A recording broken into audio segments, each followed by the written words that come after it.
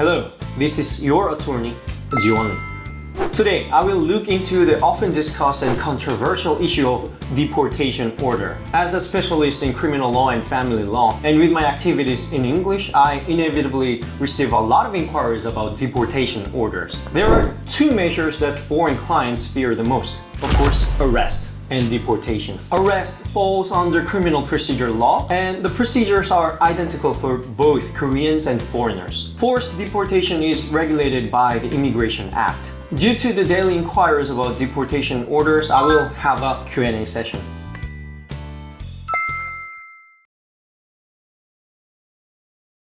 Yes, but not always. Firstly, you become a subject for deportation assessment. If a sentence with a fine exceeding 3 million won is imposed, you become a target for deportation order and an assessment will be conducted. This means that even with a suspended imprisonment, which is heavier than a fine, you may still face forced deportation. However, the 3 million won fine is not an absolute criterion. The most crucial criteria for deportation assessment are visa type, type of crime, and the sentencing amount. Concerning visas, if you have an F visa or permanent residency, you may not be deported even with a heavy sentence. In terms of crimes, if you are involved in sexual offenses, drug-related crimes, or voice-phishing crimes, you will probably be deported regardless of the reason. The benchmark for the sentence amount is currently 3 million won. Strangely, opinions among experts vary on whether the 3 million won fine is the deportation threshold. The reason is that the Immigration Act does not specify the amount that qualifies for deportation, and the Immigration and Foreign Affairs Office does not disclose this detailed criteria. Some experts believe that disclosing the deportation criteria would encourage foreigners to commit crimes below that threshold. But if true,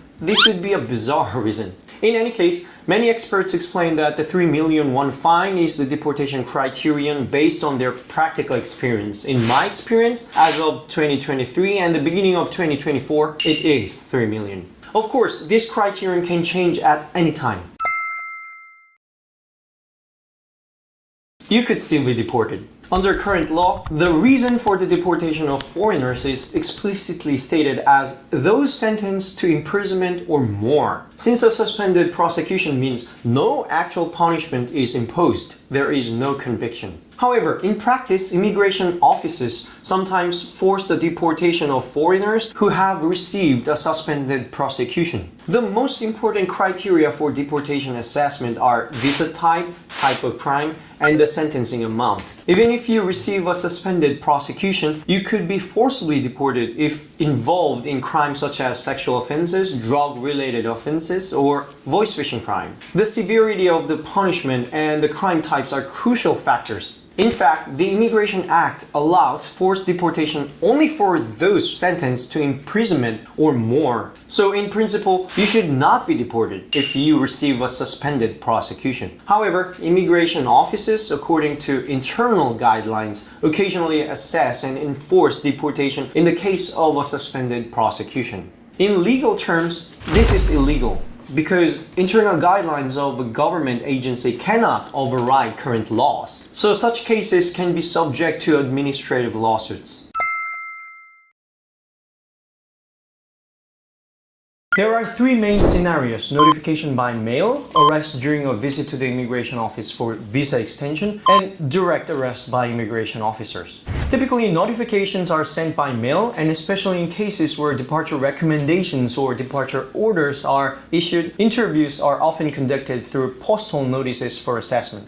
In such cases, the immigration office may ask the person under assessment to come prepared with trial results and relevant information for consideration. When facing forced deportation, immigration officers may personally arrest the individual. In this situation, the immigration office staff will present two options: either sign a pledge stating an intention to leave voluntarily by a certain date, or be arrested and detained at a foreign detention facility. If facing such a situation, it is advisable to promptly hire a lawyer after signing the pledge to initiate administrative litigation. While it may be unjust to sign an unwanted pledge, it is recommended to avoid detention in a detention facility, as the duration of detention is uncertain even with a pending administrative lawsuit. Please don't be misled by the term recommendation. If you don't follow it, you will ultimately be deported. Firstly, the procedure for deportation stipulated in South Korea's Immigration Act consists of 3 stages: departure recommendation, departure order, forced deportation. However, despite these seemingly reasonable names, these 3 procedures are weirdly structured. In essence, the deportation process can be summarized as follows. If you don't follow the recommendation, you receive an order. If you don't follow the order, you will be deported. So, not following the recommendation essentially leads to forced deportation. Nevertheless, since the legal process is divided, let's examine each step one by one. Article 67 of Immigration Act. If an alien staying in the Republic of Korea commits some minor offenses or violates the Immigration Act in respect of whom the Ministry of Justice deems it necessary to recommend departure, the Regional Immigration Service may recommend the alien to voluntarily depart from the Republic of Korea. However, practically speaking, this recommendation is more like an order. This is because if you receive a departure recommendation and don't comply, the immigration office can proceed to the next stage, issuing a departure order. Before issuing a departure order, they might use polite language asking you to leave voluntarily. However, from the perspective of someone who must leave Korea, whether it's a departure recommendation or a departure order, the outcome is essentially the same.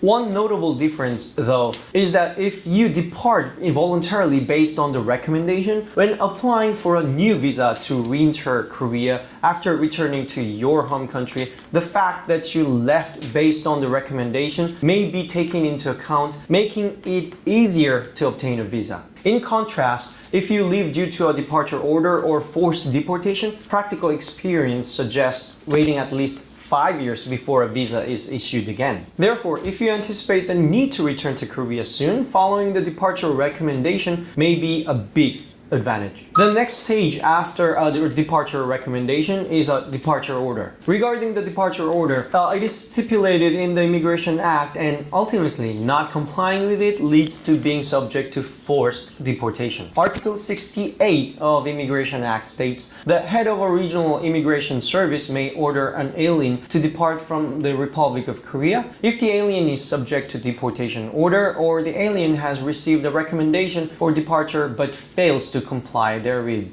The head of a regional immigration service shall promptly issue a written order of deportation to a person subject to a departure order who has failed to depart from the Republic of Korea by the designated deadline. In simple terms, if you become subject to forced deportation or receive the departure recommendation and do not leave voluntarily, a departure order can be issued. If you don't comply with the departure order, a forced deportation order will be issued. So there's not much difference in the end. So, who becomes a subject for forced deportation? There are examples in the Immigration Act. A person poses a threat to public health. A person harms the interest of public security. A mentally disabled person. A person who cannot afford expenses incurred in relation to his or her stay. A person for whom 5 years have not elapsed after the deportation order. Pro-Japanese group during the period from the Japanese colonial period of 1910 to 1945. A person whose entry into the Republic of Korea is deemed inappropriate by the Minister of Justice. However, if the law is formulated in this manner, practically anyone could become a subject for forced deportation. Even a minor dispute with a neighbor could be considered a threat to public safety, leading to deportation. While this is theoretical and unlikely to happen, it emphasizes the need for a clearer definition and limitation of the criteria by amending the law.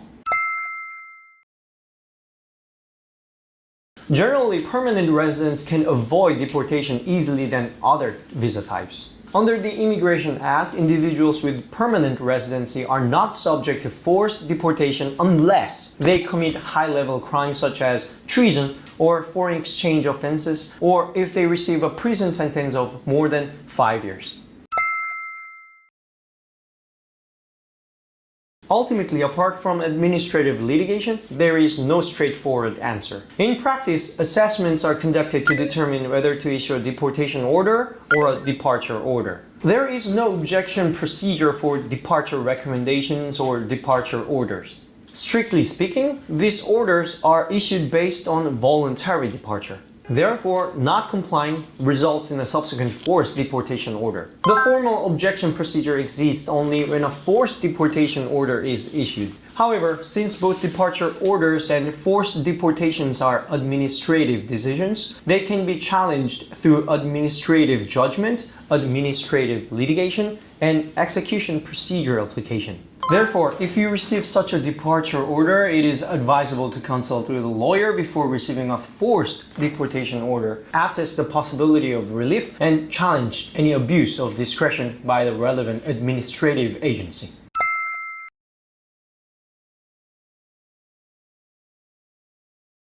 In the case of refugees, deportation is generally avoided because there is no country to return to, or they might face persecution upon return. However, even for refugees engaging in serious crimes such as sexual offenses, drug crimes, or voice phishing crimes that pose a significant threat to public safety can make them subject to deportation.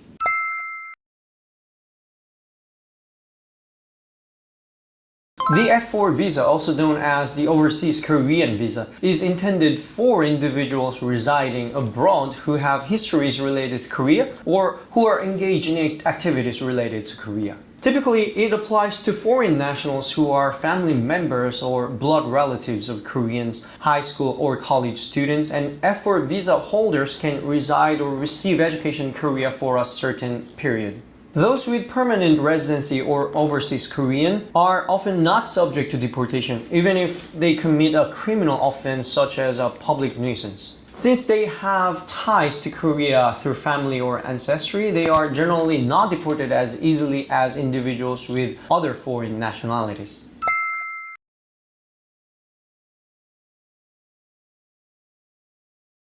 The likelihood of deportation is very high.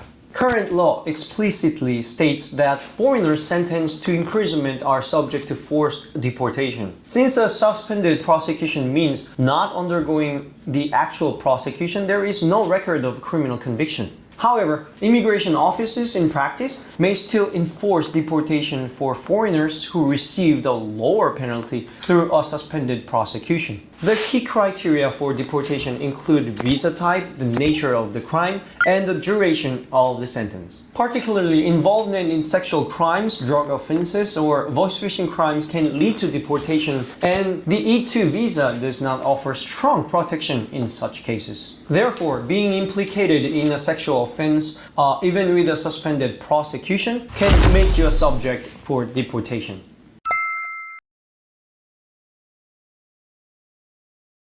Firstly, driving under the influence is a serious offense that is strongly penalized in Korea, and it should be avoided at all costs. If you have received a prison sentence for drunk driving, there is a high probability of being subject to deportation, especially if someone was injured. However, if no one was harmed and you are on an F visa, taking care of a minor children in Korea, or have been employed by a Korean company for a long period of time, you should appeal as much as possible during the assessment process.